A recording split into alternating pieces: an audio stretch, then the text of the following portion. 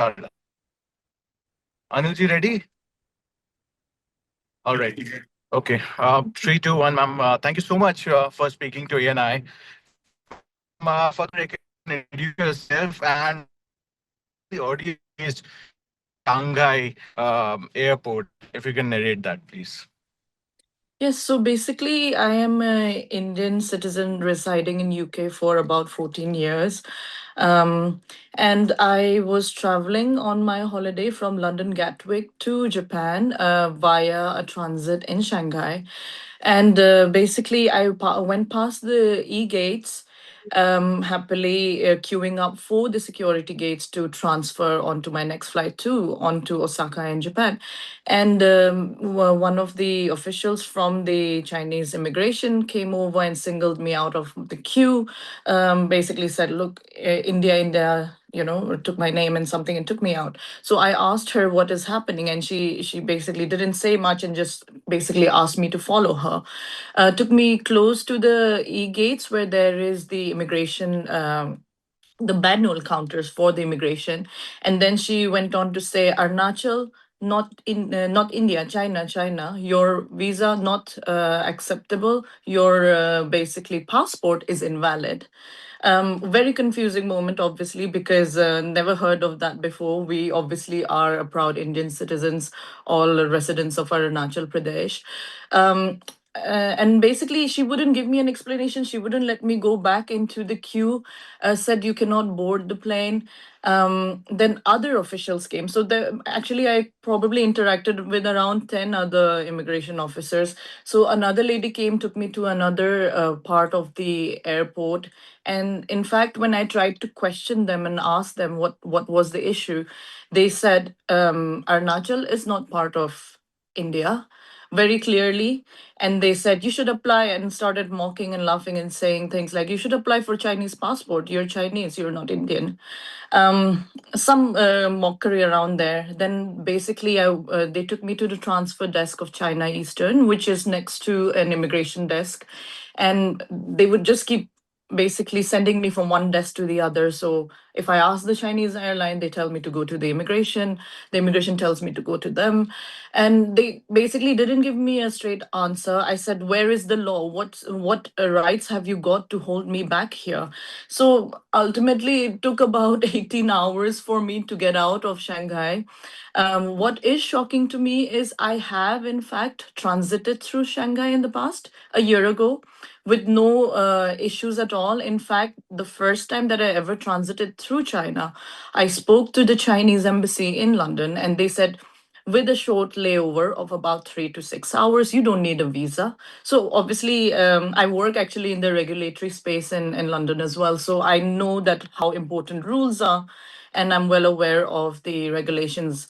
And obviously, I wanted to make sure that I knew what I was doing before I flew out. And obviously, I have transited very successfully and easily through Shanghai before, through China, having consulted the Chinese embassy in London. But at this time, I feel maybe it was the weekend. They knew that the offices are closed.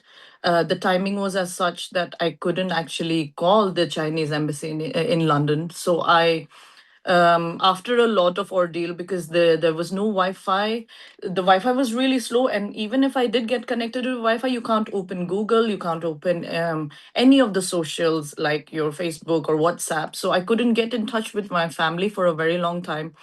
Ultimately, with a lot of harassment and basically no access to food, not allowing me to leave that part of the terminal. There wasn't a proper space given to us to basically rest after a 12-hour flight all the way from London. Um, at one point in time, because I kept going up to them every hour or so, asking them what is the issue, why they're holding me back, what legal rights or rules do you have that says that Indian nationals, and they would just dismiss every time I tried to speak to them. In fact, in a very unprofessional manner. There was one point in time when I was near the counter desk trying to speak to them, and there was about 3 or 4 airline staff of China Eastern and about 2 other immigration officers, and all of them were basically speaking in their language and saying and pointing out and saying Arunachal, Arunachal, and laughing and calling it China, no India. So that kind of very humiliating, questionable behavior from the immigration staff as well as the airline staff. Um, yeah, so it was quite an ordeal until finally I got hold of a friend, basically by calling using their landline. I basically said to them, look, I have legal rights. I need to call a lawyer or something. You have to give me ways to communicate with somebody. Nobody knows I'm stuck here. So I called up a friend in London.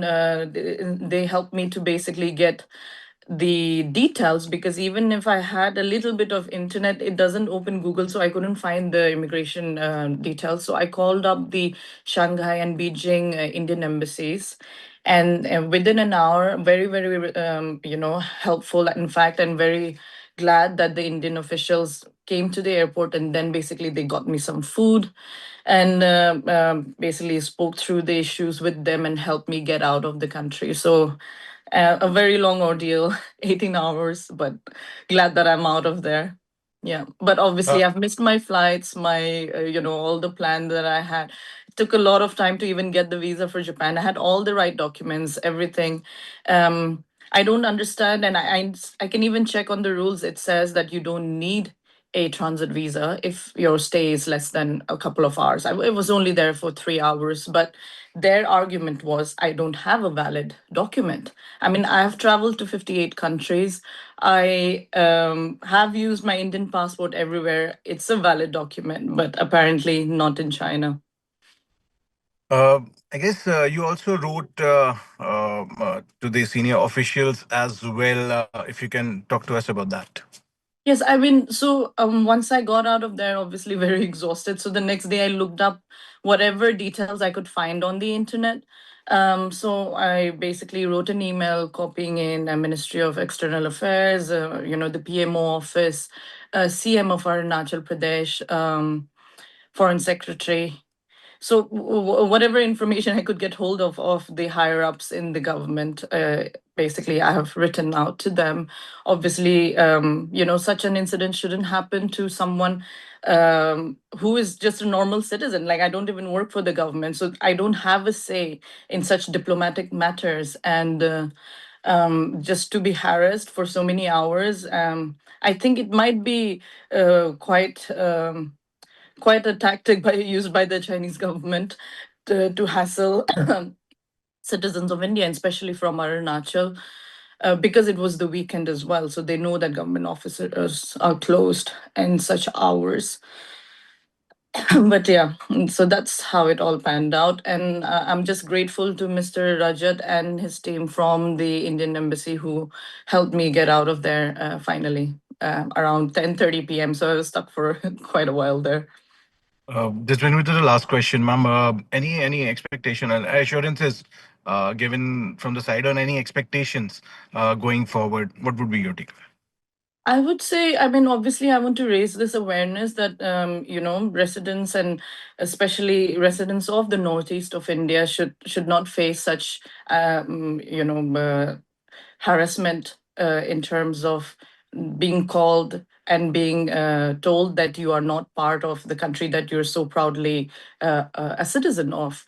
And obviously, would like the government of India to raise this on a diplomatic level with the Chinese authorities, that, this is not something a regular citizen can resolve. Me saying whether or not it is part of India or China. Of course, we are part of India. I mean, we don't have any voting rights. We don't have any rights in China. We don't have any access to public funds in China. So we are obviously not part of that.